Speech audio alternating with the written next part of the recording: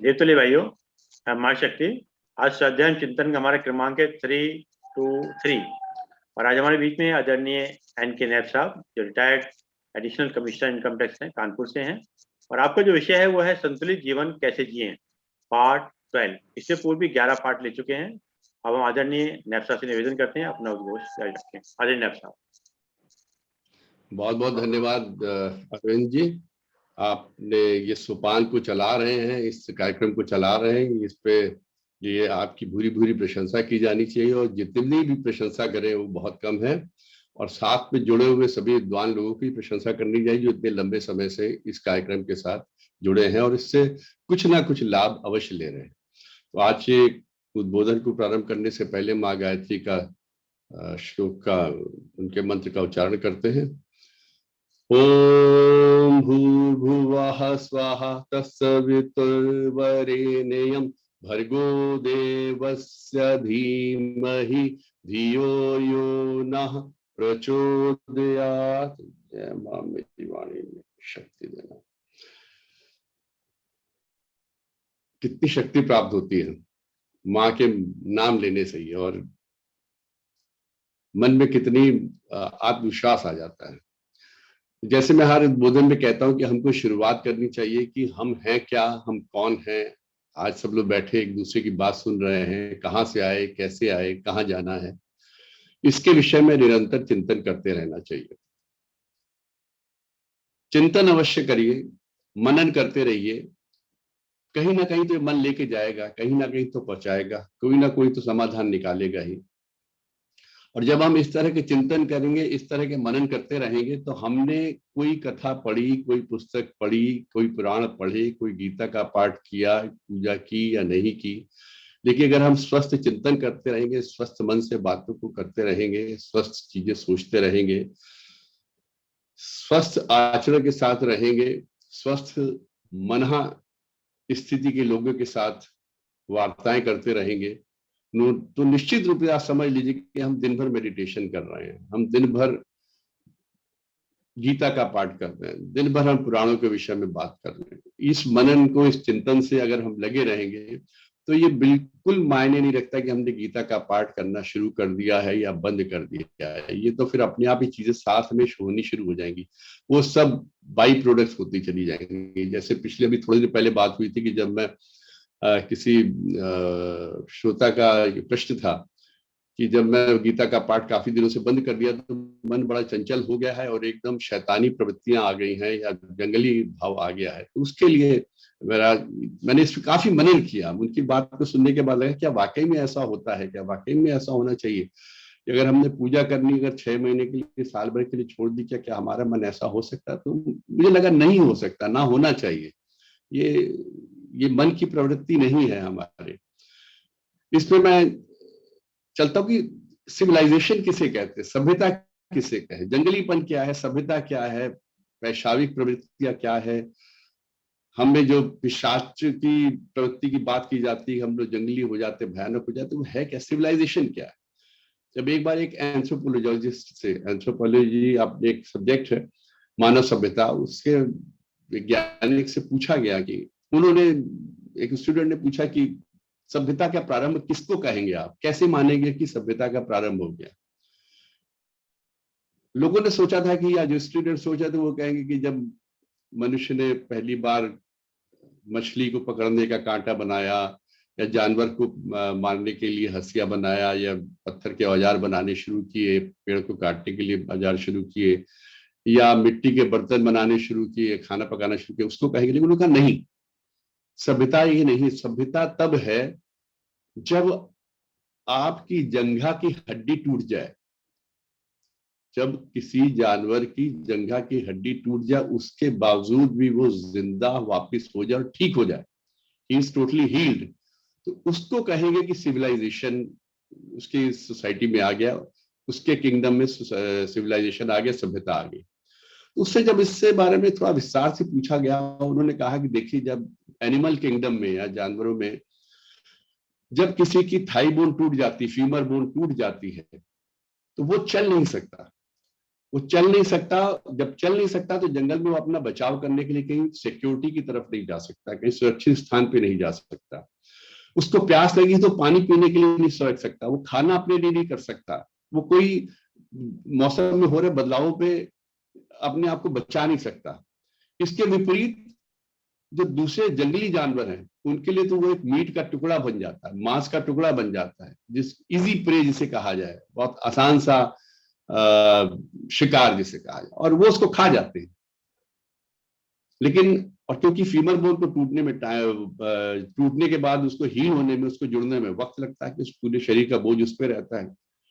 कहते अगर वो ठीक हो रही है, होने में टाइम जितना लगता है, सब वो 1 महीना, 1.5 महीना, 2 महीना बाद ठीक हो गया, वो चलने फिरने लगा, इसका मतलब उसकी सोसाइटी में, उसके किंगडम में, एनिमल किंगडम में कोई ऐसा है जो उसकी रक्षा कर रहा है, जिसने इसको सिक्योरिटी प्रदान की, जो उसकी ऐसी जगह ले गया जहां पर वो सुरक्षित रहे, उसने उसको खाना दिया, उसने प्यास के टाइम उसको पानी दी, उसकी सुरक्षा की, और उसके जख्म को ठीक होने में उसकी मदद की। जब ये समाज में आ जाता है, जब ये चीजें आने लगी, तो इसका मतलब ये सभ्यता का प्रारंभ है। दिस इज द स्टार्ट और this is the beginning, the first sign of beginning of civilisation in any society. अब इसका मूल क्या है? मूल में देखें तो क्या, प्रेम ही तो है ना, एक का दूसरे के प्रति प्रेम। इसको चोट लगी है, इसको ठीक होना है, इसको ठीक कैसे किया जाए, इसका कहीं मृत्यु ना हो जाए, इसका कोई दूसरा जानवर भक्षण ना कर ले, इसके ऊपर कोई अटैक ना कर दे, इसको प्यास लगी तो इसको पानी मिल जाए। Compassion, out of compassion, out of love, दया की भावना, प्रेम की भावना। जब मनुष्य में ये भावनाएं आने लगती हैं, एनी किसी में भी, मतलब प्राणी मात्र में ऐसी भावनाएं आने लगती है, तो वो उसको सिविलाइज कहा जाएगा, वही सभ्य है। तो जब हम ऐसे समाज में पहुंच जाते हैं, ऐसे सिविलाइज समाज में पहुंच जाते हैं, तो फिर हमें किसी प्रेम जब हृदय में हो गया, दया की भावना आ गई, तो फिर हमने पोथी पढ़ी नहीं पढ़ी क्या फर्क पड़ता है, हमने भजन गाए या नहीं गाए क्या फर्क पड़ता है, हमने जिसे कहा जाए कि अच्छे लोगों का साथ किया नहीं किया, क्या फर्क पड़ता है? क्योंकि हम क्या, हमारे अंदर वो ईश्वर की भावना आ चुकी है, और वो भावना ऐसे नहीं आती, अच्छे कर्मों से ही आती है, अच्छे लोगों के साथ से ही आती है। हमने नहीं पढ़ा, हमने नहीं गीता पढ़ी, हमने 60 साल गुजार दिया, नहीं पढ़ पाए, नहीं समय मिला, नहीं निकाला, हमने बदतमीजी की अपने साथ, लेकिन हमने कोई ऐसा गलत काम नहीं किया जिसपे गीता पे जिसका विरोध लिखा। अगर हम बिना गीता पढ़े ही गीता के दिए हुए निर्देशों को मान रहे हैं, तो हम ईश्वर के बहुत करीब हैं। लेकिन अगर पढ़ रहे हैं और पढ़ने के बाद जो कर रहे हैं उसमें अगर और सुधार कर सकते हैं, तो उससे सुंदर कोई व्यवस्था नहीं हो सकती। गीता पढ़िए, उसमें जीवन को जीने के मार्गदर्शन दिया हुआ है, उसमें कहा गया है क्या क्या करना, क्या नहीं करना, किन किन परिस्थितियों में कैसा करना है, किन परिस्थितियों में किस तरह की युद्ध की परिस्थिति है तब कैसे करना है, क्रोध की परिस्थिति है तब कैसे करना है, प्रेम की परिस्थिति है तब कैसे करना है, जब कुछ नहीं है अपने पास तब कैसे करना है, जब बहुत कुछ है अपने पास तब कैसे करना है। सारे निर्देश तो दिए हुए हैं। अगर उनको करने के बाद अपने जीवन में जितना सुधार ला पाएंगे, हम ईश्वर के उतने निकट होते चले जाएंगे। अक्सर चलते हुए रास्ते में देखता रहता हूँ, कभी कभी बड़ा अजीब सा महसूस होता है। अखबार पढ़ो तो सुबह सुसाइड के केसेस, अब सुसाइड कर लिया उन्होंने, उससे उसका मर्डर कर दिया, वाइफ का मर्डर कर दिया, उसने किसके साथ मिलके हस्बैंड का मर्डर कर दिया, किसी ने अपने बाप पे कुल्हाड़ी चला दी, किसी ने अपने बच्चे पे पटक के मार दिया। अब ये सब चीजें देखिए, कभी बच्चों का आप देखिए, कोई कार में बैठे हुए छोटे छोटे बच्चे होंगे, जीवन का सारा आनंद ले रहे होंगे, हर सुख ले रहे होंगे, गुब्बारे खरीद रहे होंगे, आइसक्रीम खरीद रहे होंगे। वही एक दूसरे बच्चे होंगे जो भीख मांग रहे होंगे, या गुब्बारों में हवा भर के बेच रहे होंगे, या आइसक्रीम बेच के सुख ले रहे होंगे। आइसक्रीम बेच कर सुख ले रहा है एक आदमी, एक गुब्बारे बेच के सुख ले रहा है, और एक बच्चे जो है गुब्बारे खरीद कर, आइसक्रीम खरीद कर सुख ले रहे हैं। विधाता ने इतना क्यों कर दिया? इस तरह की क्यों पार्टीशन किया? इस तरह की भिन्नता क्यों की? अगर उस बच्चे को पता होता है कि मैं ऐसे घर में या ऐसे जाकर मुझको ये कष्ट होंगे कि मुझे 2 टाइम की रोटी बन के लिए जगह जगह भीख मांगनी पड़ेगी, अपने पेरेंट्स से सपोर्ट करना पड़ेगा, उसके लिए मुझे भीख मांगनी पड़ेगी, हाथ फैलाने पड़ेंगे, पहनने को अच्छे कपड़े नहीं होंगे, लोगों की डांट खाने को मिलेगी, क्यों पैदा होता? जब इच्छा होती कि सुसाइड कर लो, इतना तनाव होता जीवन में, सभी के जीवन में तनाव होता है। मैं ये नहीं कह रहा कम ज्यादा, मेरे को भी रहा, आप लोगों को भी कभी ना कभी ऐसा जरूर रहा होगा, जब लगता होगा कि हाथ से सारी चीजें निकल गई हैं, इससे अच्छा तो मौत आ जाए, इससे अच्छा तो कुछ ऐसा हो जाए, इससे अच्छा तो कुछ ऐसा हो जाए, जमीन में गिर जाए, आसमान फट जाए, समथिंग लाइक होता है, सबके जीवन में होता है। तब पैदा ही क्यों? हमारे हाथ में होता है तो पैदा ही क्यों होते? हमारी इच्छा ही नहीं पैदा होने की, हम बनने की इच्छा कर रहे हैं, इसका मतलब कि हम पैदा ही नहीं होना चाहते। लेकिन पैदा हम अपनी इच्छा से थोड़ी हुए हैं, हम अपने मन मर्जी से कोई पैदा नहीं होता। और कोई कहेगा मैं पेरेंट्स की मर्जी से पैदा हुए, तो ये भी गलत है। कोई नहीं। कितने लोग हैं जो बेचारे डॉक्टर्स के पीछे भागते रहते हैं कि किस तरीके से कोई हमारे वंश चले, आगे कुछ इश्यू हो जाए, नहीं होता। तो जब अपने हाथ में पैदा होना नहीं लिखा, जब अपने हाथ में मरना नहीं लिखा, तो जो है उसको एक्सेप्ट करिए, उसको स्वीकार करिए, और परिस्थितियों से लड़ने के लिए, जूझने के लिए अपने में ताकत पैदा करिए। जो परिस्थितियां हैं उसमें जीना सीखिए, और उनमें सुधार करने के लिए जो कुछ भी कर सकते हो। क्योंकि देखिए, हमारी सोच जहां तक जाती है, जो कुछ हम सोच सकते हैं वो सब संभव है। अगर हम ये सोचते हैं कि हमें आकाश में उड़ना है, तो ये भी संभव है। एक ना एक दिन ऐसा होगा कि हम लोग हाथ फैलाएंगे और कुछ ना कुछ हाथ में ऐसे बटन लगे होंगे कि हम उड़ना शुरू कर देंगे।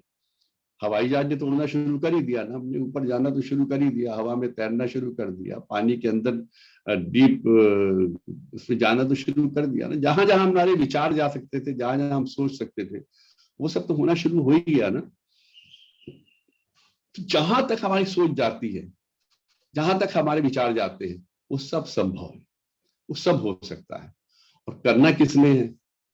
ऊपर से और तो कोई आएगा नहीं, कोई और आदमी आके तो हमको हमारी जगह पे काम करेगा नहीं, हम ही को तो करना है ना। जब हमारे विचार ऐसे आ सकते हैं, तो उस विचारों को मूर्त रूप देने की ताकत भी ईश्वर ने हमको दी है।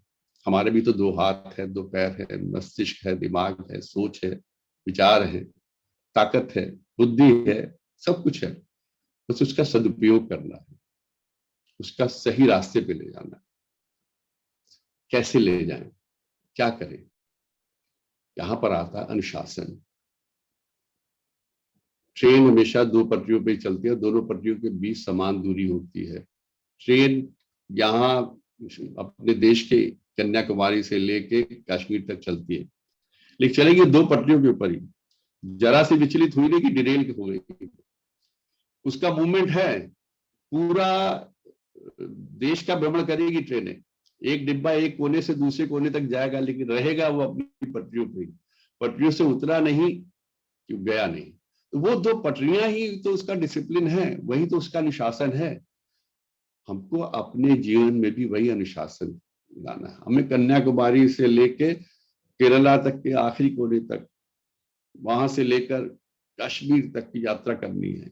मन की मतलब मन को अपने जमीन से लेके, पाताल से लेके आकाश तक विचारों को ले जाना है, और जो कुछ भी संभव है सबको करना है, लेकिन अनुशासन के बीच रहते हुए, अनुशासित रहते हुए। अपने को रेल, आप मान के समझिएगा, आप ट्रेन के वो डिब्बे हैं जो कि 2 रेलों के ऊपर चल रहे हैं, वही अनुशासन है आपके जीवन का चलने का। आपको उससे भटकना नहीं है। अनुशासन, कई लोग कहते हैं साहब बंधन है, बंधन है, हम बंधे हुए से लगते हैं, हमको हमारे ऊपर जाल है। नहीं, ऐसा नहीं है। आप डिसिप्लिन को कभी भी कंट्रोल मत समझिए। डिसिप्लिन का मतलब कंट्रोल नहीं है। डिसिप्लिन का मतलब है कि हमको वो करना जो हमको करना चाहिए, जो सही है उसको करना ही डिसिप्लिन है। स्कूल में हम लोग को डिसिप्लिन सिखाया जाता है, डिसिप्लिन में रखा नहीं जाता। बच्चों को डिसिप्लिन सिखाया जाता है कि आप एक लाइन में चलिए, एक क्यू बनाइए, आप इस तरीके पेरेंट्स से बात करिए, इस तरह टीचर से बात करिए, पीछे हाथ रख के खड़े हो रहिए, आदर दीजिए, मान दीजिए, सम्मान दीजिए। ये सारे डिसिप्लिन है। हम हमारे डिब्बे को ठोक पीट के उस लायक बनाया जा रहा है कि हम उन दो पटरी के ऊपर चलने लायक बन जाएं, और जिस दिन हम चलने हमारी टेस्टिंग वेस्टिंग सब हो गई तो हम लोग को छोड़ दिया जाएगा एक इंजन के साथ लगा के, या इंजन बना के छोड़ दिया जाएगा, चल देंगे विचारों की उड़ान में। जहां तक हमारे विचार जाएंगे, जहां तक, लेकिन हमें रहना उस डिसिप्लिन में। डिसिप्लिन में, अनुशासन में रहेंगे तो ना तनाव रहेगा, ना किसी तरह की अव्यवस्था रहेगी, ना किसी तरह का अपमान रहेगा, ना किसी तरह का कोई प्रतिघात होगा, ना किसी तरह की कोई किसी भी तरह का कोई नेगेटिविटी आएगी। क्योंकि हम अनुशासन में ना, हमने उन दो पटरियों के बीच चलना है ना, उन दोनों पटरियों के ऊपर हमारे पहिए हैं। जहां हमने उनसे थोड़ा सा डिले होने की कोशिश की, अनुशासन से दाएं बाएं गए, कुछ भी हो सकता है। फिर आप, डब्बा पलट भी सकता है, पटरी टूट के डब्बे के अंदर भी जा सकती है, डब्बे के कई टुकड़े हो सकते हैं, उसमें आग भी लग सकती है, एनीथिंग में हैपन, मतलब एक्सीडेंटल चीज हो जाएगी ना वो फिर। तो आपको अनुशासन के बीच में रहना, और अनुशासन का मतलब कहीं नहीं है कि आपको कंट्रोल में रहना। कंट्रोल तो सेल्फ कंट्रोल वाली बात तभी आ जाती है जब आप वो काम करने लगते हैं जो चीज जरूरी है और जो होनी चाहिए। आपको माता पिता का सम्मान करना है तो आप करिए, ये डिसिप्लिन है, यही तो अनुशासन है। आपको बड़ों का आदर करना है, यही अनुशासन है। आप अनुशासित रहिए, बड़ों का आदर करिए, लोगों के लिए कंपैशन रखिए, दया का भाव रखिए, ये भी अनुशासन है। आप बच्चों का ख्याल रखिए, गरीबों का ख्याल रखिए, समाज के हित में कुछ करिए। आप हमेशा अपने अपने लिए ही करते रहेंगे, ये मैं ले लूं, ये खरीद लूं, ये खा लूं, ये पी लूं, ये कर लूं, आपके पास रहा ना, और जब आप चले गए तो कहां चला गया? आपके साथ वो भी गायब, टोटली वेनिस्ड।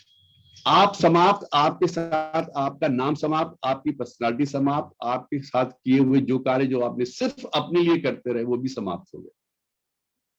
लेकिन जैसे ही आपने दूसरों के बारे में सोचना शुरू किया, समाज के बारे में सोचना शुरू किया, परिवार के बारे में सोचना शुरू किया, सगे संबंधियों की मदद करने की कोशिश की, आपने समाज के प्रति, समाज ने आपको जो ऋण दिया उसके प्रति आपने अपना ऋण होने का प्रयास किया, आपने राष्ट्र के लिए कुछ करने की कोशिश की, आपने लोगों के लिए कुछ करने की कोशिश की, जब समाज को देना प्रारंभ किया, तो जो देते हैं, जो दूसरों के लिए करते हैं, वो आपके जाने के बाद भी रह जाता है, और वही आपकी विरासत है। तो कहते हैं ना कि सब मकान बनाया था, मकान छोड़ गया बच्चों के लिए, तो वही उसकी विरासत है। वो फिर भी एक लिमिटेड रहेगी, लेकिन जब आप समाज के लिए कुछ करते हैं, राष्ट्र के लिए कुछ करते हैं, देश के लिए कुछ करते हैं, विश्व के लिए कुछ करते हैं, प्राणी मात्र के लिए कुछ करते हैं, जैसे पुराने जमाने लोग धर्मशालाएं बनवाते थे, अब गौशालाएं बनवाते हैं, अब प्राणी मात्र के लिए, मतलब हर जीव के लिए कुछ ना कुछ करना है। आपने हॉस्पिटल्स बनवा दिए, आपने कुछ डायग्नोस्टिक सेंटर्स बनवा दिए जहां पे लोग, गरीबों को बहुत कम पैसे में डायग्नोसिस हो जाए या लगभग फ्री हो जाए। तो ये आपने दूसरे के लिए कुछ किया। जब आप ऐसा कर दे तो ये आपकी विरासत बन जाती है, और ये आपके जाने के बाद भी बनी रहती है। आप आने वाले, आप रहे ना रहे, आपके बाद भी चीजें जिंदा रहती हैं, आपके किए हुए काम जिंदा रहते हैं। आज भी आपको लोग आपकी वजह से याद नहीं करते हैं, ना ही आपकी वजह से आप फिर काम करते हैं। कितने लोग हैं, कितने लंबे ऊंचे खूबसूरत, एक से एक बलिष्ठ होंगे, एक से खूबसूरत होंगे, एक से एक पर्सनालिटी वाले होंगे। कितने हीरो हैं, बॉलीवुड में देख लीजिए, कहीं भी देख लीजिए, Bollywood, Bollywood, Tollywood, anywhere you feel, हम लोग के आसपास कितने एक से स्मार्ट बच्चे घूमते हैं। लेकिन क्या वो अपनी स्मार्टनेस से ही पहचाने जाते हैं, या स्मार्टनेस से ही पहचाने जाएंगे? नहीं, वो सब समय के साथ नष्ट हुई, सब चीजें नश्वर है, समाप्त है, समय के साथ चीजें उल्टी होती चली जाएंगी, समाप्त होती चली जाएंगी, छीण होती चली जाएंगी। लेकिन अगर वही बच्चों का उनका बिहेवियर बहुत अच्छा है, सबके प्रति बहुत अच्छे से इज्जत से बात करते हैं, मान से बात करते हैं, दूसरों की सेवा करते हैं, बड़ों की सेवा करते हैं, बड़ों का सम्मान करते हैं। उनके मन में दूसरों के लिए कुछ करने की इच्छा है, उनके मन में कुछ बनने का, मन में बहुत उत्कंठा है कि हम कुछ करें और बन के समाज की सेवा करें। तो यही सेवा, यही मान, यही सम्मान उनके बाद भी रहेगा। आप देखिए, किसी परिवार का कोई बच्चा होता है, आप उसको बहुत याद करें, बड़ा अच्छा बच्चा, बड़ा अच्छा बच्चा, बड़ा अच्छा बच्चा, अरे उसने ऐसा क्या कर दिया बहुत अच्छा है। उसका, उसके संस्कार, उसका आचार व्यवहार, और वही उससे कहीं ज्यादा खूबसूरत बच्चा होगा। और अगर उसने आपके साथ बदतमीजी से बात कर दी, या उसने आपको बिल्कुल तवज्जो नहीं दी, या उसने अपने मद में रहा, अहंकार में रहा, अपनी खूबसूरती में या कुछ में आपके साथ बहुत अकड़, उससे तो दूर ही रहो। तो ये चीजें हमको अपनी पर्सनालिटी में लानी है, और ये सब उस अनुशासन में आती हैं। वो दो पटरियों पे चलने के लिए ये सब चीजें जरूरी है। आपको अपने आचरण में क्या क्या लाना है, अपने व्यक्तित्व में क्या क्या लाना है, अपने व्यवहार में क्या क्या चीजें लानी है, जिससे लोग, आप जब उस सीन से हट जाएं, सपोज आप कहीं बैठे हैं, किसी महफिल में बैठे हुए हैं, किसी संगोष्ठी में बैठे हुए हैं, जब आप वहां से उठ के चले जाएं, आपके जाने के बाद लोग आपकी अच्छाई करें, आपकी अच्छी बातों को याद करें। ये आपके आचरण से ही आ सकती, अनुशासन से ही आ सकती है। अगर आप अनुशासन से जहां बाहर हुए, जहां आपने आचरण में अनुशासन की रिक्त करार कर दी, वहीं आपके व्यवहार में, आपकी वाणी में, हर चीज में कुछ ना कुछ ऐसी खराबी आप खुद ही महसूस करेंगे, कुछ ऐसा आ जाएगा। जैसे कई बार आप सोचते हो कि आदमी बड़ा अच्छा था, आजकल पता नहीं क्या प्रॉब्लम है इसको, ये कुछ ठीक से बोल नहीं रहा, आज इसकी बात में कुछ अजीब सा टोन लग रहा था। तो आप थोड़ा सा टटोल के देखिए, तो कहीं ना कहीं उसको परेशान होगा, वो उसकी हालत थोड़ी सी बिगड़ी होगी, उसके पहिए जो थोड़े से टेढ़े मेढ़े गड़गड़ा रहे होंगे, पटरी के ऊपर चल रहा है, तो आप उसको सब उसकी जब मदद कर दे, तो थोड़ी सी रिपेयरिंग चाहिए होगी, वो फिर चालू हो जाएगा वो बिल्कुल। तो डिसिप्लिन में चल रहने का मतलब यह है कि अपने आप को उस तरह का बनाना, अपने आप को उस तरह से व्यवस्थित रखना, अपने आचरण में, अपने व्यवहार में, अपनी वाणी में उस तरह की परिवर्तन लाना जो चाहिए, जो रिक्वायर्ड है, जिनकी जरूरत है और जो होने चाहिए। देखिए, अपमान हो, वियोग हो, शोक हो, दुख हो, कष्ट हो, परेशानी हो, इससे कौन बचा? क्या भगवान राम बच गए थे, या भगवान कृष्ण बच गए थे, या एनीबडी यू नेम, बड़े से बड़े लोगों को ले लीजिए, बड़े से बड़े विद्वानों को ले लीजिए, मैं तो साधु पुरुषों की भी बात करता हूं, किसी को ले लीजिए आप, बड़े से बड़े आज के पॉलिटिकल लीडर्स को ले लीजिए, आज के या पुराने लोग, वियोग से कौन बच पाया?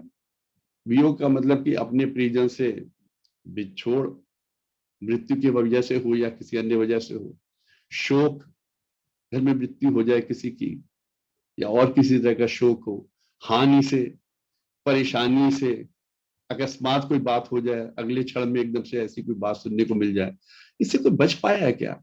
कोई नहीं बच पाया। क्या करें? सबके साथ है ये, मेरे साथ भी है, आपके साथ भी है, और ये रहेगा। ऐसे में क्या करें? किस तरह से अपने को करें? क्या उत्तेजित हो जाएं, आग बबूला हो जाएं, क्रोधित हो जाएं? किसी ने आपका अपमान कर दिया तो चिल्लाने लगे, उससे क्या वो अपमान समाप्त हो जाएगा, या वो क्रोध, या वो शोक समाप्त हो जाएगा, या वो वियोग समाप्त हो जाएगा? क्या होगा? उससे कोई फायदा है क्या? ऐसे में हमें क्या करना चाहिए भाई? हमें तो यही करना है कि ऐसे समय में, कहते हैं हवाई जहाज जब चल रहा होता है तो बीच में ऐसे वैक्यूम वाला एरिया आता है जहां पर एकदम से फॉल डाउन करने लगता है, या कई बार कहा जाता है सब बेल्ट बांध लीजिए क्योंकि वो आगे की थोड़ी सी weather conditions are not good, तो वो कोई बर्फ के टुकड़े होते हैं, हवा के टुकड़े होते हैं, what it may be there something, मौसम बहुत खराब, पानी बहुत होता है, तो भड़बड़ करके चलता है ट्रेन, बड़ी तेजी से हवाई जहाज चलता है। ये वही परिस्थितियां होती है, लेकिन हवाई जहाज को तो चलना ही, उसको तोड़ना है, उसको तो अपने गंतव्य तक पहुंचना है।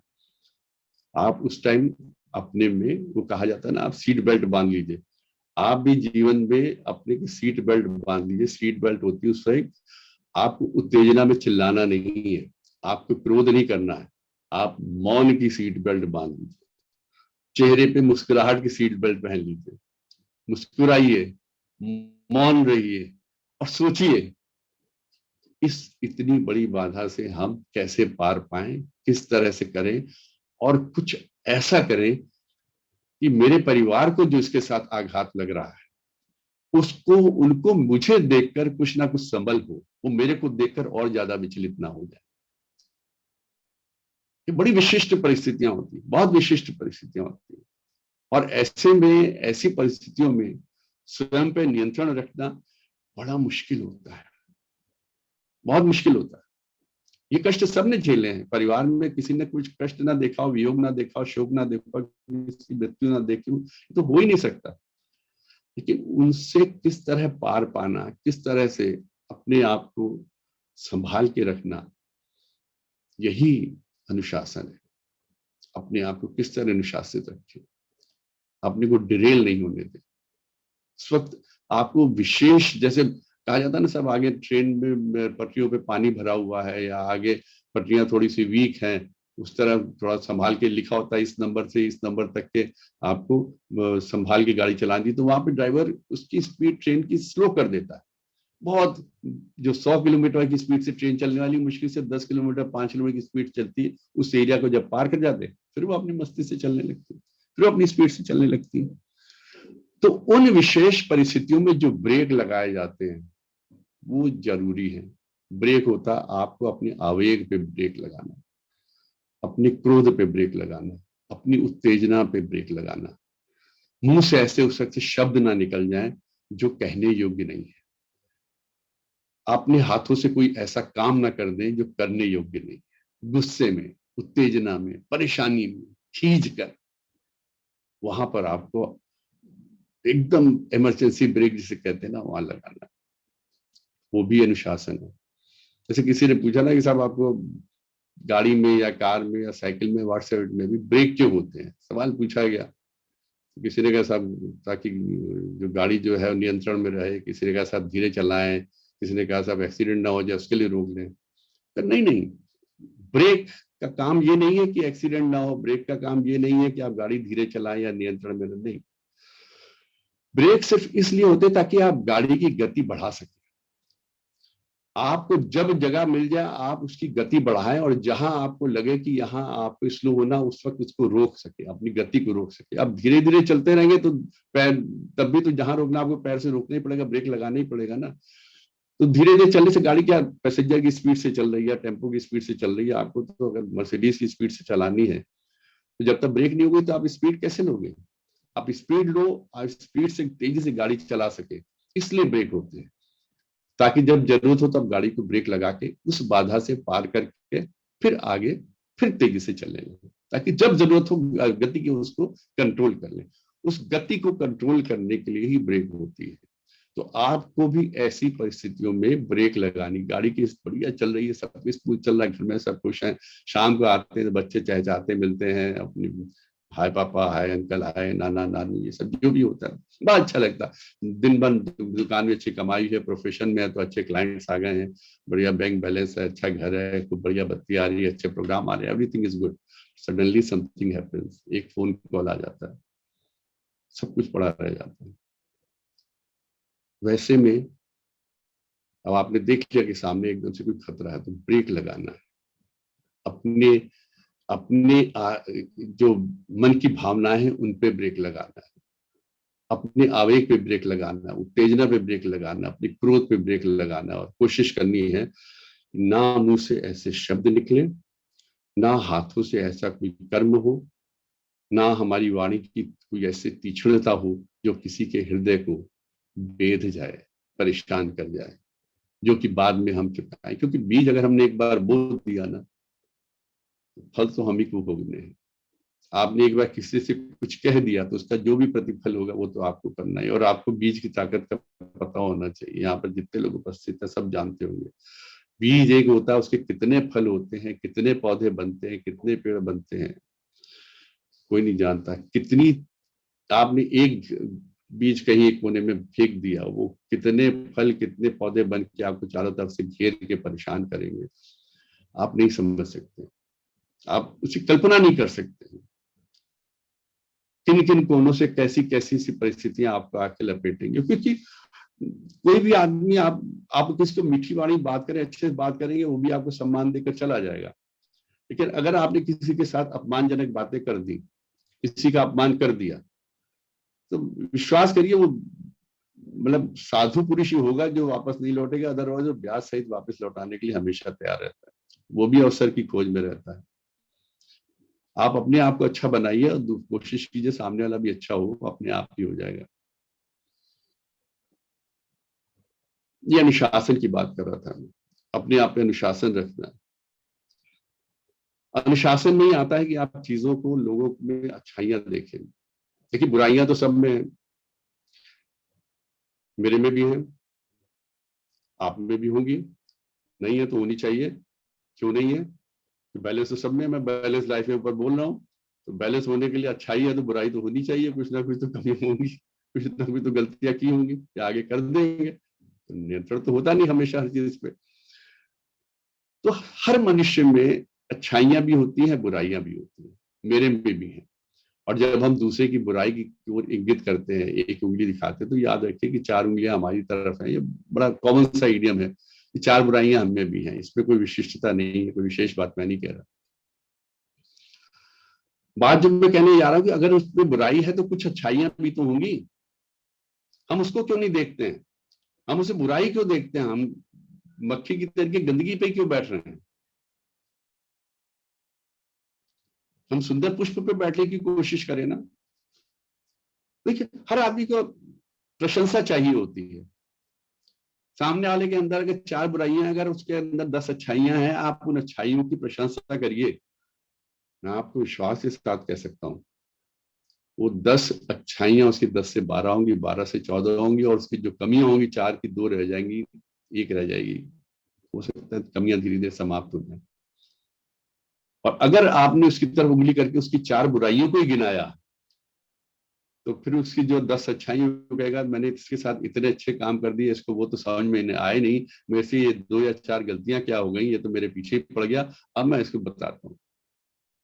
फिर वो 4 की 6, 6 की 8, 8 की 10 अच्छाइयां दे कोने में रख दे, कहते इसको अच्छा काम तो चाहिए ही नहीं, इट डजंट डिजर्व इट, इसको तो बुराई से देखते हैं। तो आप जब दूसरे में बुराइयों को इंगित करते हैं, बुराइयों के ऊपर आक्षेप लगाते हैं, बुराइयों के ऊपर उसका अपमान करते हैं, तो बुराइयों को आप बढ़ा रहे हैं, उसके अंदर की बुराइयों को बढ़ा रहे हैं, और ना कि उसके अंदर की बुराइयों को बढ़ा रहे हैं, और चारों तरफ की नेगेटिविटी बढ़ा रहे हैं, वातावरण को खराब कर दे रहे हैं, और वो और झीकेगा और परेशान होगा। बहुत कॉमन सी बात है, सीधी सीधी बात बताता हूँ, आप कभी भी इसको करके देख लीजिए। आपको देखते ही ना उसकी वो, हो सकता है दूसरे के साथ बहुत अच्छा हो, अच्छे से बात कर रहा हो, आपको जैसे ही देखेगा वैसे अच्छा बुराई की थी, वो 4 से और लगाएगा, और कर लो बुराई। ये मानव मन है, ये बहुत कॉमन सी बात है। हर आदमी सत्पुरुष और वो ज्ञानी नहीं होता, साधु पुरुष नहीं होता जो अपने मन पे नियंत्रण रखता हो। ऐसे में हम उसकी कैसे मदद कर सकते हैं? कि व्यवहार तो हमको उससे करना है ना, समाज में तो उसके साथ हमें रहना, हमारे पड़ोसी ही सही, रहना तो हमको उसके साथ ही है ना, बार बार कहाँ तक पड़ोस बदलेंगे। तो हमें उसकी अच्छाइयों की तरफ देखना है, उसकी अच्छाइयों की प्रशंसा करनी है। प्रशंसा करेंगे तो उसमें कहेगा नहीं आदमी तो अच्छा है यार, इसने मेरी इसको इसको ये पता, मैं ये तो अच्छा, मैंने इससे तो ये किया था, इसने उसका एक्नॉलेज किया है, grateful, he is grateful to me for this. उसकी अच्छाइयां बढ़ेंगी, और जब अच्छाइयां बढ़ती हैं तो वही तो एक समाज का अंग है हमारा, इससे हमारे समाज में अच्छाइयां बढ़ती हैं। जब अच्छाइयां बढ़ेंगी तो it goes from person to person, man to man, एक आदमी से दूसरे, दूसरे से तीसरे में, चारों तरफ फैलती हैं।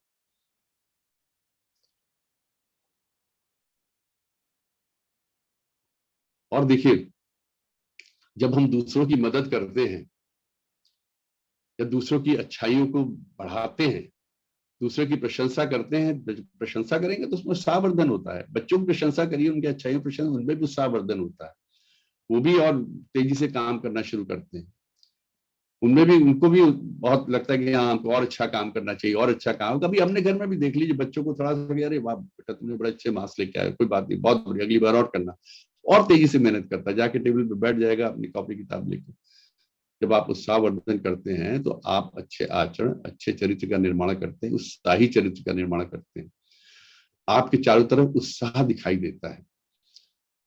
जब चारों तरफ उत्साह दिखाई देगा, चारों तरफ अच्छाई दिखाई देगी, लोगों के आचरण अच्छे होंगे, समाज के लोग के आचरण अच्छे होंगे, सभी लोग प्रसन्न होंगे, सभी लोग अपने आप में संतुष्ट होंगे, तो आप स्वयं में सुरक्षित महसूस करेंगे। मैं बहुत कॉमन सी बात कर रहा हूं। आपको सुरक्षा की भावना क्यों लगती है? तभी लगती है ना कि जब आपके पास धन है, दौलत है, और आपको लगता है कोई चुरा ना ले, ये कोई आपके साथ ठगी ना कर ले, कोई आप घर पे डकैती ना डाल दे। ये सब कौन करते हैं? डकैती कौन डालता है? ठगी कौन करता है? जिसके पास नहीं है, और ना ही करने का उसके पास करना चाहिए करेक्टर है करने का, क्योंकि आपने उसकी मदद नहीं की ना, उसमें अच्छाइयां पनपाने में आपने मदद नहीं की।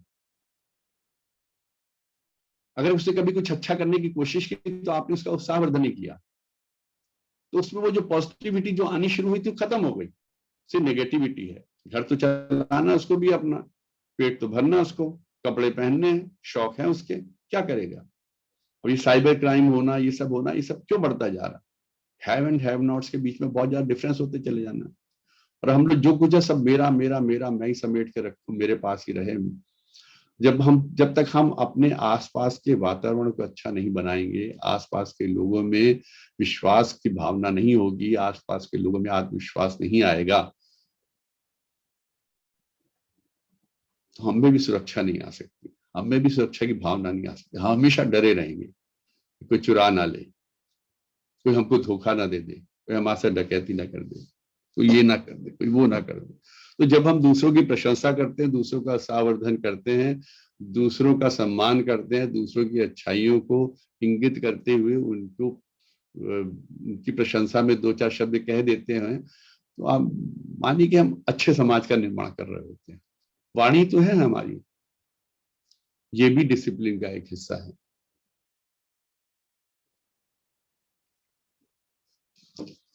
एक चीज और हम कहना चाह रहे थे कि कुछ चीजें हैं जिनसे हमको जीवन से हटाना है टोटली, जैसे नेगेटिविटी है, नकारात्मकता। कई बार मैं इन बातों को कह चुका हूं, लेकिन ये हमको आगे नहीं बढ़ने देते। कुछ चीजों को हमने अपने साथ ना बांध के रखा हुआ है, चीजों में उल्टी तरफ सोचना, मतलब अच्छा हो जाएगा ये तो हमारी सोच ही नहीं है। हमेशा हम ये सोचते रहते हैं कि इसमें क्या खराबी हो जाएगी, क्या कमी आने वाली है, क्या गड़बड़ी होने वाली है, ये कैसे खराब होने वाला है, अब ये और खराब हो जाएगा, ये समय नहीं रहेगा। ये हमारी सोच जब है, जब हम इसी तरीके सोचते रहेंगे, तो वो सोच हमारे आचार में, व्यवहार में, हमारे आचरण में, हमारी आदतों में आ जाता है, और हम उसी तरीके से व्यवहार करने लगते हैं। और जब हमारा व्यवहार वैसा हो जाता है, जब हमारे कार्य वैसे होने लगते हैं, तो जाहिर है जब हमने ब्रेक गियर लगा दिया तो गाड़ी पीछे ही तो जाएगी, आगे थोड़ी जाएगी। अगर हम प्रगति की बात नहीं सोचेंगे तो प्रगति कैसे कर पाएंगे? प्रगति करना है। प्रगति का मतलब, अभी एक दो दिन पहले के डिस्कशन हो रहा था कि प्रगति का मतलब क्या, हमको बहुत ज्यादा चीजों को अपने ऊपर, या जितनी भी आज के कहना चाहिए सुख सुविधाएं हैं उनको लेते रहना ही प्रगति है, उनकी तरफ ज्यादा से ज्यादा अपने पास उनका संचय करना ही प्रगति है? नहीं, प्रगति है अपने जीवन स्तर को सुधारना। जीवन स्तर को सुधारने का मतलब ये नहीं कि हम बहुत बड़े दिखने लगे, बहुत ज्यादा धन दौलत आ जाए। जीवन का स्तर हमारे व्यवहार से, हमारे आचरण से, हमारे व्यक्तित्व से, हमारे चरित्र से सुधरता है,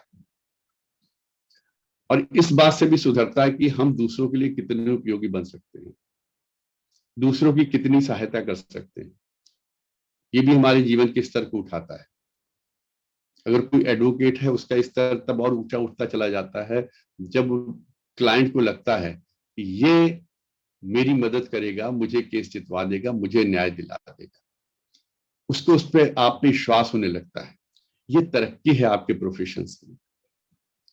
being a professional, being a वकील, ये आपके इज्जत है, एक मान है, एक स्तर को ऊपर उठा रहा है। ये आपकी वकालत के स्तर को ऊपर उठा रहा है कि उसका आप पे विश्वास बढ़ता जा रहा है। ऐसे ही जब आपका स्वयं पर विश्वास बढ़ेगा, आत्मविश्वास बढ़ेगा कि अब मेरे साथ कुछ और गलत नहीं होने वाला है, अब कुछ सब कुछ ठीक होता चला जाएगा। जब आपके परिवार के सदस्यों का आप पर विश्वास बढ़ेगा, वो आप पर विश्वास करने लगेंगे। इसके रहते हमारे घर में कोई आपत्ति नहीं आने वाली, अगर आएगी भी तो ये उसको सामना करेगा, हम सबकी रक्षा करेगा। लीडरशिप क्वालिटी होती है ना। ऐसे अगर आप कहीं आप किसी का नेतृत्व कर रहे हैं, किसी भी संगठन का, मैं पॉलिटिकल संगठन की बात नहीं कर रहा, किसी भी संगठन का, किसी सामाजिक संस्था का हो सकता है, उसका नेतृत्व कर रहे हैं, अगर उन लोगों में विश्वास है कि आपके रहते उनके संगठन की सिर्फ निरंतर प्रगति होनी है, तो ये स्तर ऊंचा करने वाली बात है। इसके लिए हमें प्रयत्नशील होना है। सिर्फ विषय वासनाओं को शांत करने वाला और आपकी जो भौतिक जितनी भी आपकी अलमीरा को भरने वाले धन दौलत से या कपड़ों से या तेल फुलेलों से, इन सब चीजों से आपका जीवन स्तर नहीं उठता है। अब देखिए, कभी कभी आप किसी गोष्ठी में बैठते, कोई आदमी बहुत सीधा साधा सा खद्दरदारी कुर्ता पजामा पहने होंगे या धोती कुर्ता पहने होंगे, उनको देखते ही आपके मन में एकदम बहुत सकारात्मक भावना आती है, खड़े हो जाते, पैर छूने लगते हैं। क्योंकि हो सकता है वो 2 कमरे के घर में रहता हो, एक ही कमरे के घर में रहता हो, बहुत उसके पास कोई धन दौलत बहुत नहीं हो, खाली हैंड टू माउथ हो, पेंशन पे रह रहा हो, तो इस तरह से हो सकता है। लेकिन उसका स्तर इतना ऊंचा होता है कि आप देखते ही खड़े हो जाते हैं, उसको मान देने की, पैर छूने की आपका मन करता है। कुछ लोग के व्यक्तित्व को देखते ही आपका सीधे दोनों हाथ ये जुड़ जाते हैं नमस्कार के लिए, आपका मन करता है कि नमस्कार कर। वो है जीवन स्तर ऊंचा करने वाला। आपको मेहनत करनी है, आपको अपने इकोनॉमिक रिफॉर्म्स करने हैं, तरक्की की हर धारा में बहना है, लेकिन सिर्फ मैं अपने लिए ही करता रहूं, सिर्फ मेरा ही घर भरा रहे, मैं इतना पैसा कर लूं। मैं इन सब जितने भी आज की तारीख में कैपिटलिस्ट हैं, इंडिया के बड़े बड़े धनाढ़ लोग हैं, मैं उनकी ये नहीं कह रहा कि उन्होंने गलत किया। अरे भाई, उन्होंने इतना ना किया होता तो वो हमारे देश की प्रगति में कैसे अपनी मदद करते। और आप मान के चलिए कि उस एक एक ऑर्गेनाइजेशन में लाखों लाखों लोग एम्प्लॉइज हैं, उनके घरों के चूल्हे जल रहे हैं उनकी वजह से, और ऐसे में कहें कि उन्होंने अपने घर भर लिए, गलत है। अगर वो तरक्की कर रहे हैं और नए नई प्रगति के सोपानों को पा रहे हैं, नए नए प्रोजेक्ट्स लगा रहे हैं, तो उसके साथ कितने लोगों को एम्प्लॉयमेंट मिलता है। मैं तो चाहता हूँ ईश्वर मुझे मेरी इतनी ताकत दे कि मैं 25-50 लोगों को कोई रोजगार दे सकूं। उससे बेहतर चीज क्या होगी? 25-50 लोगों का अगर घर के चूल्हे मेरी वजह से जलें, तो इससे सुंदर क्या हो सकता है लक्ष्य का, जीवन का लक्ष्य। अगर आप बहुत बड़े प्रोफेशनल हैं, आपके ऑफिस में अगर 20-25 लोग काम कर रहे हैं, स्टाफ के लोग कर रहे हैं, उनके हर महीने 1 तारीख को आपकी वजह से सैलरी जा रही है, आपकी प्रोफेशन की वजह से, और धीरे धीरे प्रगति करते हुए आप 25 के 50, 50 के 100 का स्टाफ हो जाता है, तो यही तो प्रगति है आपकी। आपने सबकी प्रगति के लिए काम किया ना। मैं उस तरक्की की बात कर रहा हूँ, उस तरक्की की तरफ बढ़िए, और वो अनुशासन के साथ आएगा, अच्छे आचरण के साथ आएगा, अच्छी भावनाओं के साथ आएगा। कमियां कहाँ आती हैं, परेशानियां कहाँ आती हैं? जब हमारी इच्छाएं हम पे हावी होने लगती हैं। जीवन बहुत हल्का फुल्का, बहुत हल्का फुल्का, कुछ नहीं चाहिए जीवन के। ये तो मतलब कोरोना ने तो हम सबको सिखा दे, ईश्वर की कृपा से कोरोना लगभग चला गया, हम तो कहेंगे एकदम इट इज ऑलमोस्ट गॉन, लेकिन बहुत कुछ सिखा गया है। हम लोग की आवश्यकताएं बहुत कम है। साफ सुथरी अच्छी जिंदगी जीने के लिए साफ सुथरे अच्छे कपड़े पहनकर, 2 वक्त का साफ सुथरा खाना खाकर, एक बड़े अच्छे इंसान बनने के लिए हमको बहुत अधिक चीजों की आवश्यकता नहीं होती, बहुत कम चीजों की आवश्यकता है। कि जो इच्छाएं हैं ना, इनका बोझ जब हम अपने साथ ले लेते हैं कि हमारे पास ये भी हो जाए, हमारे पास वो भी हो जाए, तो जो अक्सर मैं कहता हूँ अतिरिक्त का 99 हो गए नहीं, अब 100 हो जाए, 100 हो गए तो 101 हो जाए, 101 हो गया तो 110 होने चाहिए।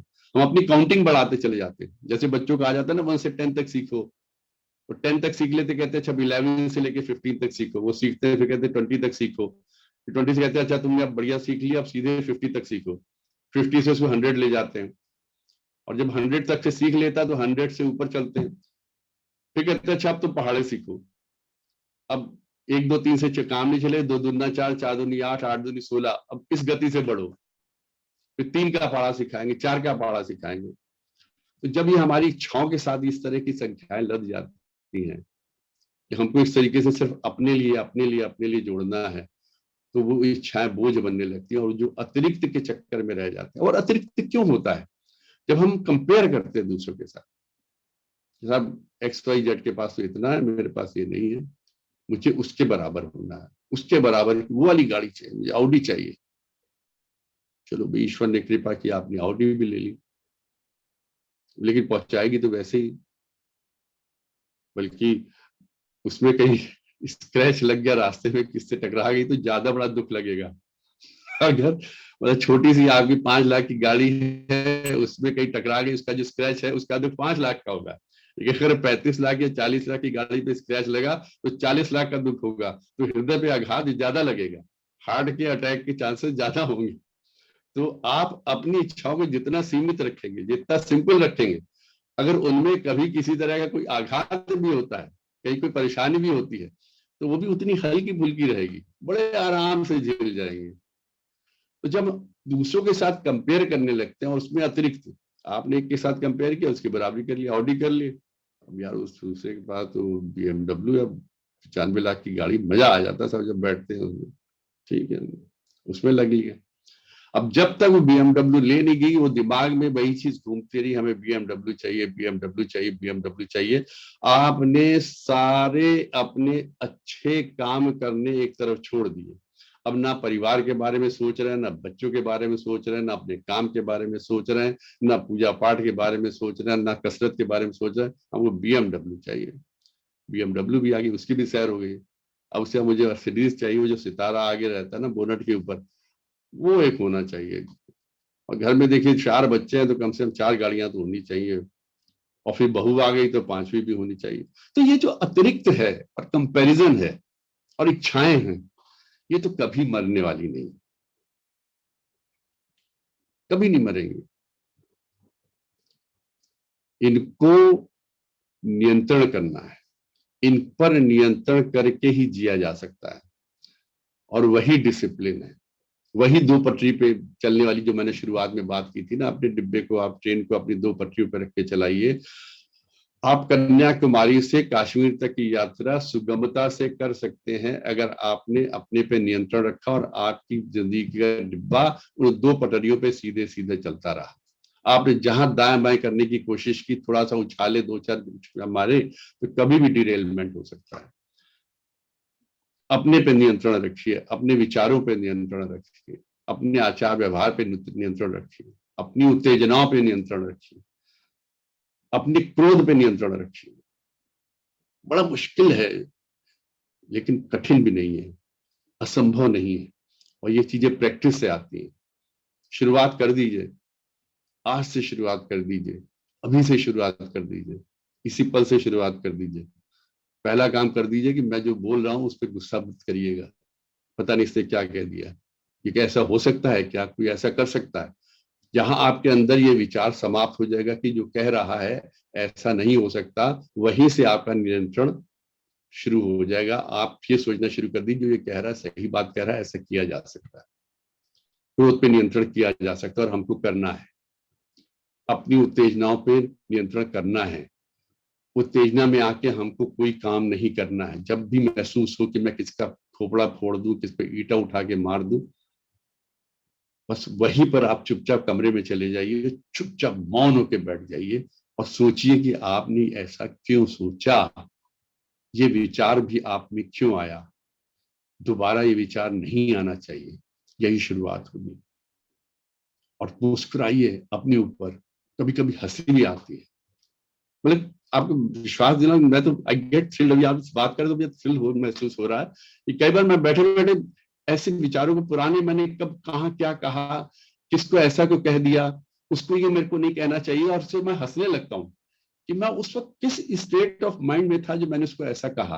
अब मुझको ये नहीं करना चाहिए था, मुझको ये करना चाहिए था, अब की बार मैं ऐसा करूंगा। ये सुधार की पहली सीढ़ी होती है। और जब आप उस सीन से अपने आप को विड्रॉ कर लेते हैं, जहां जो आपको उत्तेजित कर रही है, जो आपको क्रोधित कर रही है, बलपूर्वक अपने आप को, खुद अपने आप को खींचिए, खुद खींचते हुए कमरे में ले जाइए, किसी को कहने की आवश्यकता नहीं होनी चाहिए, और जाके बैठ जाइए, विचार करिए, मौन रह के विचार करिए कि अगर हमने ऐसा कर दिया होता जैसा मैं सोच रहा हूं तो उसके क्या रिपरकशंस हो सकते थे, और मैंने नहीं किया है तो उसके क्या फायदे हैं। आपको स्वयं ही महसूस होगा कि आप कितने पॉजिटिव हो गए हैं और आपने कितना लाभ अर्जित कर लिया है। शुरुआत होती है एक हैंडपंप पर बाल्टी में पानी भरने से। तुम्हारी बाल्टी पहले लगेगी या मेरी बाल्टी पहले लगेगी? और जब अंत होता है तो 2-4 लाशें बिछी होती हैं और 10-20-50 आदमी जेल के अंदर होता है। गांव की ये बात हो जाती है, सिर्फ एक बात के ऊपर बात निकल जाती है, तेरी बाल्टी मेरी बाल्टी तेरी है। जब आप उसके मूल में जाएंगे तो पता चले सब वो पानी भरने रहे थे, उसमें कुछ झगड़ा हो गया और उसमें 2 लोगों का मर्डर हो गया और 20 लोग जख्मी हो गए और 30 लोग जेल में चले गए। पूरा गांव का गांव अब ताले लगा के घरों में जितने मर्द सब भाग गए। सिर्फ वो उत्तेजना का एक क्षण था। अगर उस क्षण पे उन दोनों में से किसी एक ने भी काबू पा लिया होता तो कितनी बड़ी दुर्घटना होने से बच जाती। बस ये वही पॉजिटिविटी है, वही अनुशासन है, हमें उसी में रहना है, उसी पे काबू करना है। लग रहा अब 8:06:51 हो गए। मेरा संबोधन उद्बोधन जो भी था आपको अच्छा लगा होगा, तो उसके लिए बहुत बहुत धन्यवाद। इन्हीं विचारों को अगली बार फिर बढ़ाएंगे। थैंक यू वागीश जी। धन्यवाद आदरणीय एनके साहब। आज आपने संतुलित जीवन कैसे जिए का पार्ट 12 लिया। अब हम सबको अनम्यूट कर देते हैं और इस संबंध में कई लोगों के प्रश्न मन में आ रहे हैं, वो एक एक करके पूछ लीजिएगा। ऐसा बहुत देखा जाता है कि कई लोगों का ऐसा, जैसे कुछ लोग होते हैं, हमारे एक एडवोकेट ही हैं दिल्ली में, आप उनके पास कोई जाके, उनके पास एक उनका क्लर्क आया, सर वो बाहर एक्सीडेंट हो गया, तो तुरंत उनका रिएक्शन आता, कितने लोग मर गए? अरे सर एक्सीडेंट हुआ है, जरूरी है कहीं मर जाए? या कोई कोई आया, सर वो उसका ना राजीव की मोटरसाइकिल का एक्सीडेंट हो गया, बोले मर गया क्या? अरे भैया और भी कुछ हो सकता है। तो मतलब मीन्स आपकी आवाज बंद है सर, मतलब मीन्स कितनी ज्यादा नेगेटिविटी होती है लोगों के, मतलब वो एक्सट्रीम तक सोचती है। मतलब बिल्कुल आप कह रहे थे ना, मुझे एकदम मुझे वही याद आ रहे थे। मैं उनसे आप कहो ना, अरे सर आज तो पैर में दर्द हो गया है, क्यों हड्डी टूट गई क्या? सोच है ज्यादा। एक ये भी सोच सकते थे बच गया ना, तो ये मरा तो नहीं ना। ये सोचने की बजाय ये सोचना कितने मर गए, मर गया क्या, वो नेगेटिविटी है। और इसलिए अगर कह दे बच तो गया ना, उसको चोट तो नहीं लगी, या कोई मरा तो नहीं ना, जान तो बच गया ना, सब ठीक है ना, ये पॉजिटिव सोच है। यही हमारी सोच का असर है। नहीं, बहुत कोशिश करते हैं नैब साहब। आज एक कोशिश और कर रहा हूं मैं। आज मेरा माली बड़े दिनों बाद आया, तो आज आपके बात सुनते सुनते मैं गुस्सा नहीं करूंगा उस पर, ये बात पक्की। सर एक चीज आप बताएं, आप इतने अच्छे वातावरण में रह रहे हैं, उसको तनख्वाह भी नहीं 20-25 तारीख को देनी, जो आज होली के था उसको तनख्वाह भी दे दूंगा, तो एक बड़ा अच्छा लग रहा है। तो सोच गई मैं गुस्सा भी नहीं होऊंगा, उसको पहले तनख्वाह भी दे दूंगा, होली मुबारक भी डाल दूंगा। ऐसे बहुत बार कोशिश करता हूँ, लेकिन आज संदर्भ आपने इसका असर देखिएगा। और ऐसी बातों में बहुत आनंद आ रहा है, मुझे पहले ही आनंद आ रहा है, ऐसी बातों में आनंद आता है, यही तो आनंद है जीवन आप का। इसका असर देखिएगा। आप जब ऐसा करेंगे तो मैं आपके जो आप कभी कभी अपने फोटो भेजते हैं ना ऊपर के अपने गार्डन की, अक्सर ऋषि साहब भेजते रहते हैं मेरे को, और इनका बहुत बड़ा बंगला है वहां पे सेक्टर 14 में। आप देखेंगे आपके फूल पहले से ज्यादा मुस्कुराने लगेंगे। नंबर 1। नंबर 2, एक बहुत अच्छी आदत, हमने एक फिल्म का डायलॉग था कि मजदूर को उसका पसीना सूखने से पहले ही उसकी मजदूरी मिल जानी चाहिए, बिल्कुल बिल्कुल। तब उसको बहुत खुशी होती है। अब हमारे घर में भी, जैसे घर में 2-3 लोग का स्टाफ है, मेरी पत्नी की शुरू से आदत है, मैं उसके लिए बहुत अप्रिशिएट करता हूँ, कई चीजों को अप्रिशिएट करता हूँ, इसको बहुत करता हूँ। वो 31 तारीख को मुझसे कहेगी आप बैंक जाके पैसे लाइए, कल 1 तारीख है, मुझे सबको पैसे देने हैं, और 31 की रात को सबके लिफाफे बना लेगी, 2-3-4 जिनको देने हैं, और वो सुबेरे 1 तारीख को पकड़ा देगी। ताकि आदमी की एक्सपेक्टेशन होती है कि मेरी 31 तारीख हो गई, 1 तारीख को सैलरी मिल रही है, अब कहते नहीं 1 से 7 के बीच में कभी दे देंगे, अरे 2,000 दे जाए, मर जाओगे क्या, क्या हो जाएगा, अभी परेशानी। नो, आपको अपनी परेशानियां तो समझ में आती हैं, आपको अपनी सारी दुख दर्द समझ में आते हैं, आपको भी उस गरीब के भी दुख दर्द को सोचो, उसके भी त्योहार के बारे में सोचो, अपने उस पड़ोसी के बारे में सोचो जिसके यहाँ खाना नहीं बना, उन 2 बच्चों के बारे में सोचिए जो बेचारे आप भीख मांग रहे थे, उन 2 बच्चों के बारे में जो गुब्बारा बेच के अपना घर चला रहे हैं, और आपके बच्चे जो गुब्बारे को फोड़ के खुश हो रहे हैं।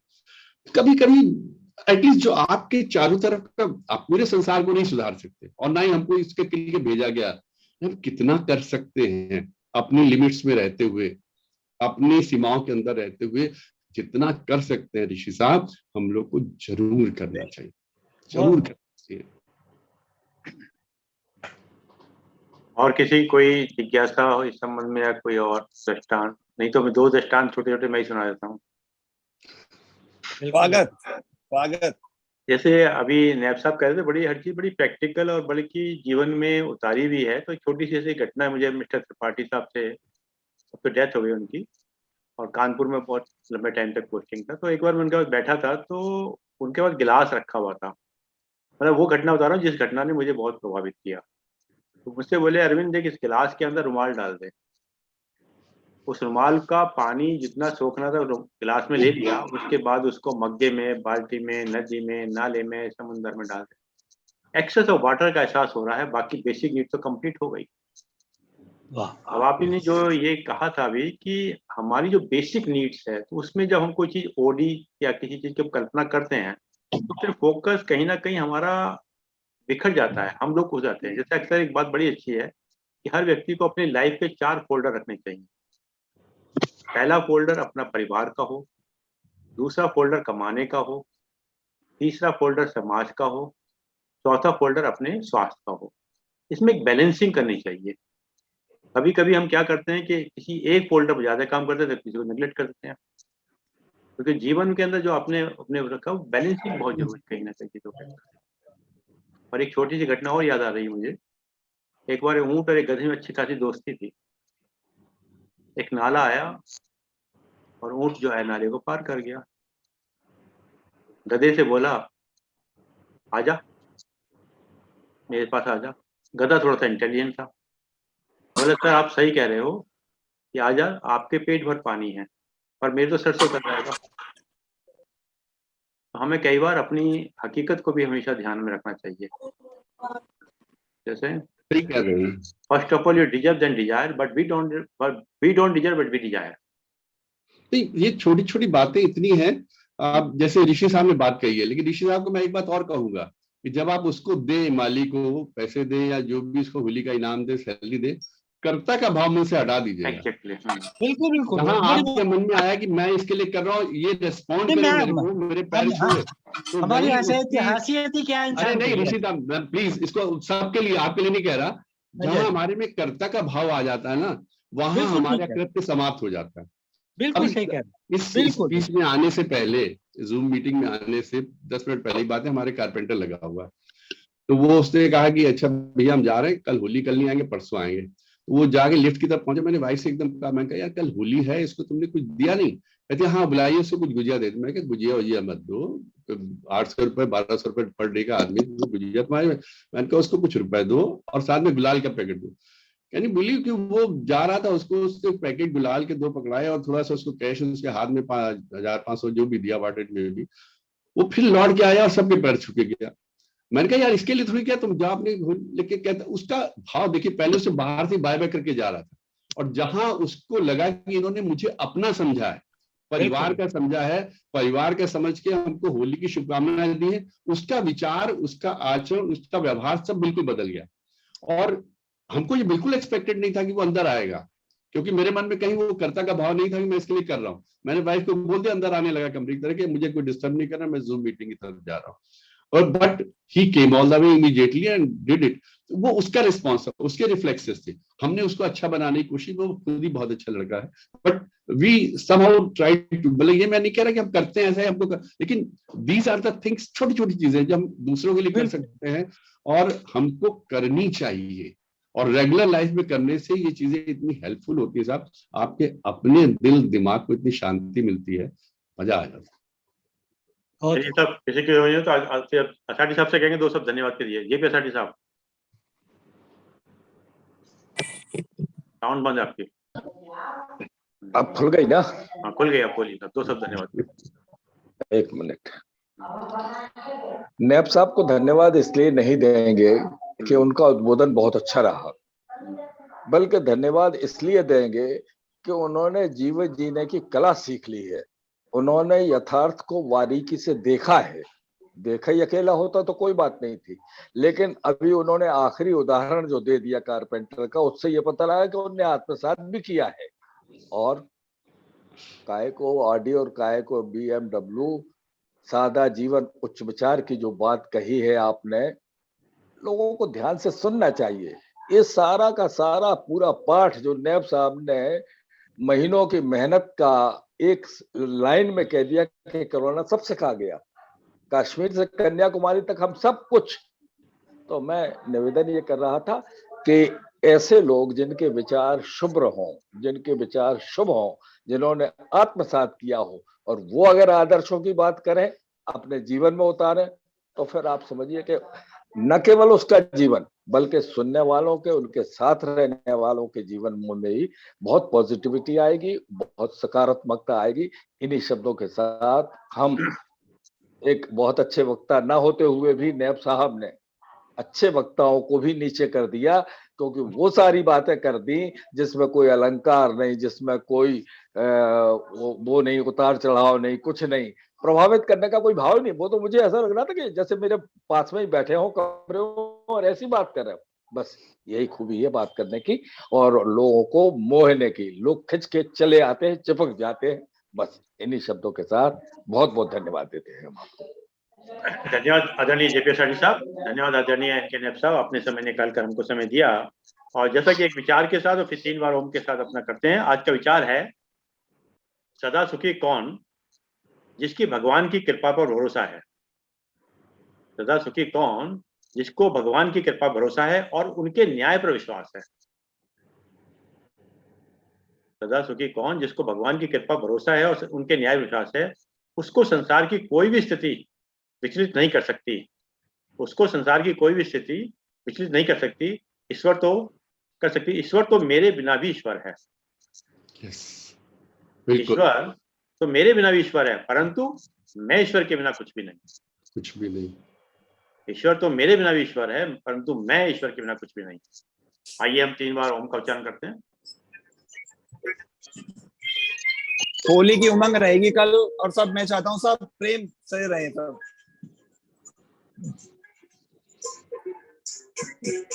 होली के दिन दिल खिल जाते हैं, रंगों में रंग मिल जाते हैं। होली के दिन दिल खिल जाते हैं, रंगों में रंग मिल जाते हैं। गिले शिकवे भूल के दोस्तों, दुश्मन भी गले मिल जाते हैं। होली के दिन दिल खिल जाते हैं, रंगों में रंग मिल जाते हैं। होली के दिन दिल खिल जाते हैं, रंगों में रंग मिल जाते हैं। वास्तव में होली जैसा कोई त्योहार है नहीं सर। ऊंच नीच सब खत्म हो जाती हैं, जैसा कि नैब साहब ने भी बताया भी था कि वो एक नीचे कारपेंटर और साहब, ये सारे भेद सब समाप्त हो जाते हैं, सब बिल्कुल प्रफुल्लित रहते हैं।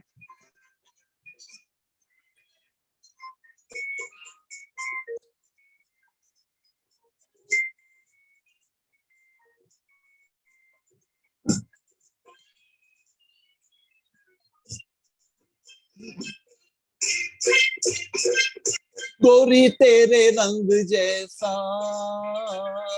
थोड़ा सा मैं रंग बना लूं, आ तेरे गुलाबी गालों से थोड़ा सा गुलाल चुरा लूं। जा रे जा दीवाने तू होली के बहाने तू, जा रे जा दीवाने तू होली के बहाने तू, छेड़ना मुझे बेशरम। पूछ ले जमाने से ऐसे ही बहाने से लिए और दिए दिल जाते हैं। होली के दिन दिल खिल जाते हैं, रंगों में रंग मिल जाते हैं।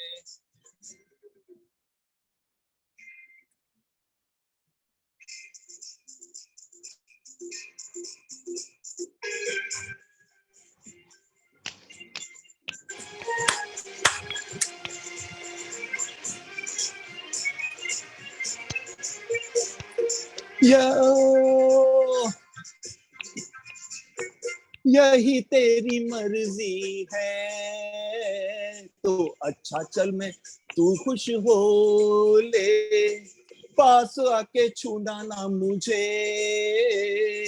चाहे मुझे दूर से भिगो ले। हीरे की कनी है तू, मिट्टी से बनी है तू, हीरे की कनी है तू, मिट्टी से बनी है तू, छूने से जो टूट जाएगी। कांटों के छूने से फूलों से नाजुक नाजुक बदन छिल जाते हैं। होली के दिन दिल खिल जाते हैं, रंगों में रंग मिल जाते हैं।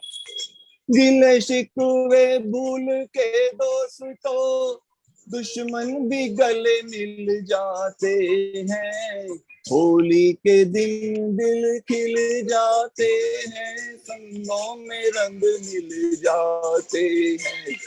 होली के दिन दिल खिल जाते हैं, रंगों में रंग मिल जाते हैं। आप सभी को होली की बहुत बहुत बहुत बहुत बधाइयां सर।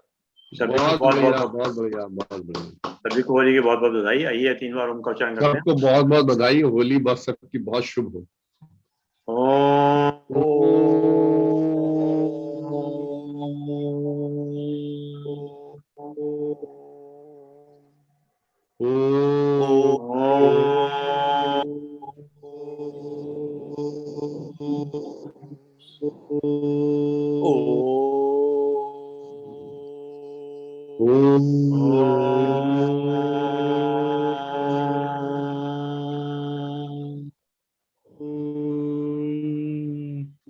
शांति शांति शांति।